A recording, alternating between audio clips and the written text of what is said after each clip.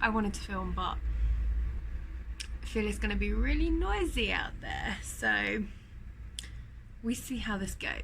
So, hello there guys, welcome back. Today I thought we could chat a little bit about this lighting. Everywhere I go, it's really like all over the shop.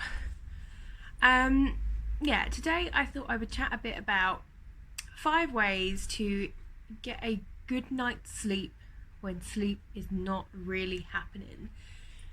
And you all know what I'm talking about. I'm talking about those nights where no matter what you seem to do, or no matter how tired you are, sleep just does not happen.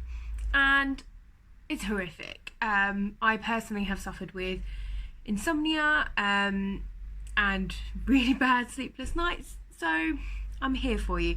And these are the 5 things that I found incredibly helpful at that time in my life. So, number 1 was listening to music or podcasts. For me, it was sound effects. So I find rainforest sounds, thunder and lightning, generally like storms, like rainy sounds, I find incredibly soothing. So that is something that I will listen to, and you can find so many good ones on Spotify. They do storm playlists or thunder and lightning playlists. Apple Music, they have them, or you can buy CDs, all sorts. They're really easy to come by, and honestly, I found them really soothing. Another option is podcasts. So I had some major surgery last year, we're 2020. A couple of years ago now, and I really struggled with sleep after anaesthetic. There was a couple of nights where I just couldn't sleep, and it was a combination of it messing me up and being in so much pain.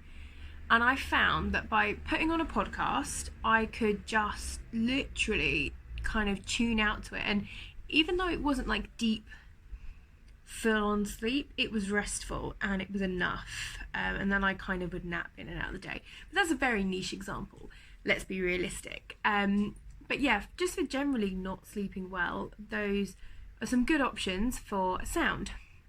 Now, the other thing, so number 2, is not having on a big light. And I realise that makes me sound about 5 years old.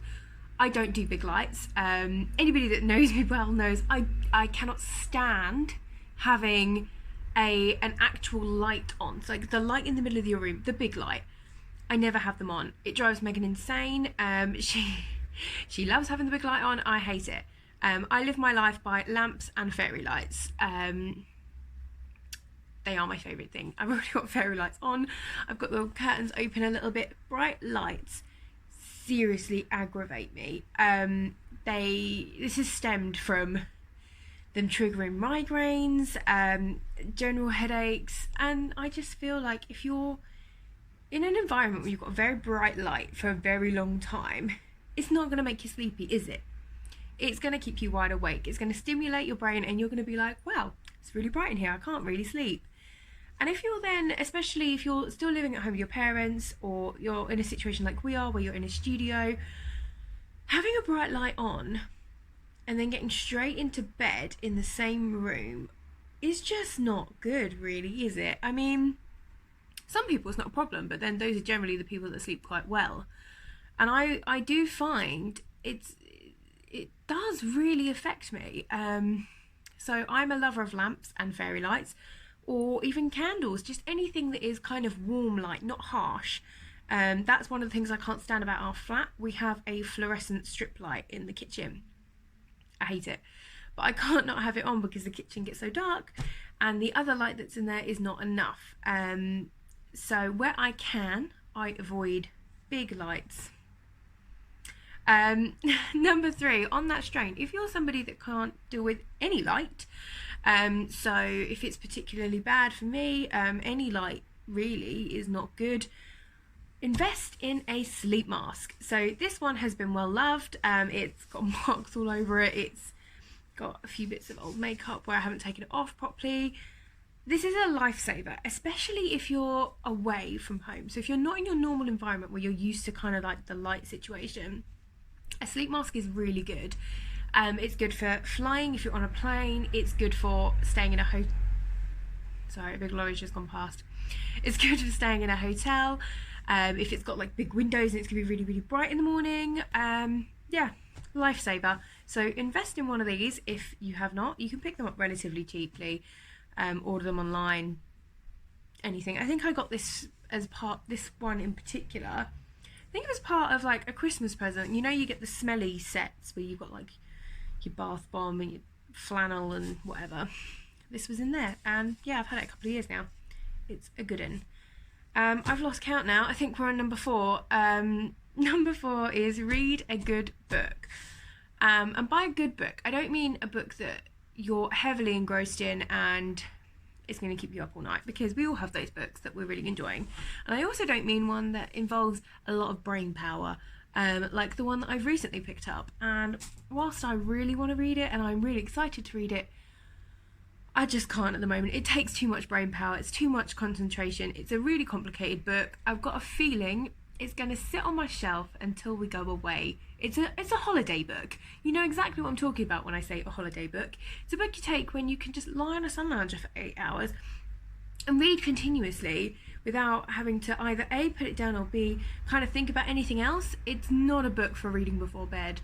So I'm actually going to try another one, which is this one. It's been on my bookshelf for ages. I stole it from my mum because it looked really cool. So I'm hoping it's a light read, although now reading the blurb, I feel like it's not. Excuse me.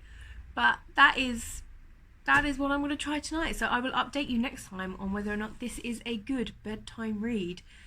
And number 5 is regulate your temperature. There is nothing worse than getting into bed and nearly being asleep and suddenly getting incredibly hot or incredibly cold. And I know sometimes that's out of your control, but my best thing would be invest in some decent pajamas. Invest in a breathable fabric pajamas, like cotton's always a good one. Anything that is made of the same thing of baby's clothes.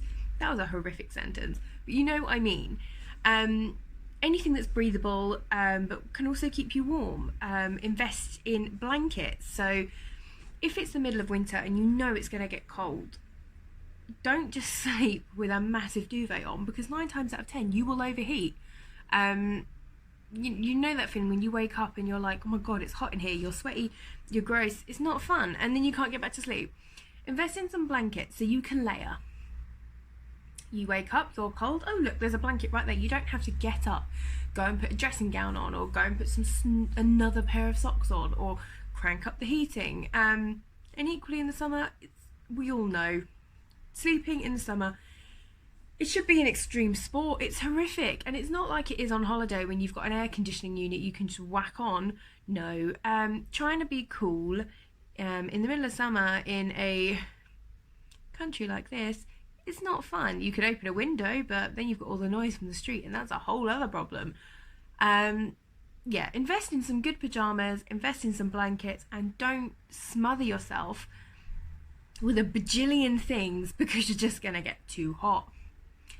And that is pretty much it. That's my 5 tips and my 5 things that I do when I'm struggling with sleep. And it's not something I do all the time. I don't need to listen to a podcast every time. I don't need to listen to soothing music on Spotify or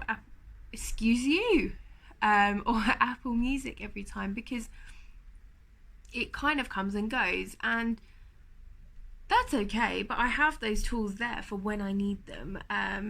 At times when it's just not happening on its own. So I hope you found them helpful. Let me know any other tips that you have in the comment section below. And yeah, I will see you next time. Bye.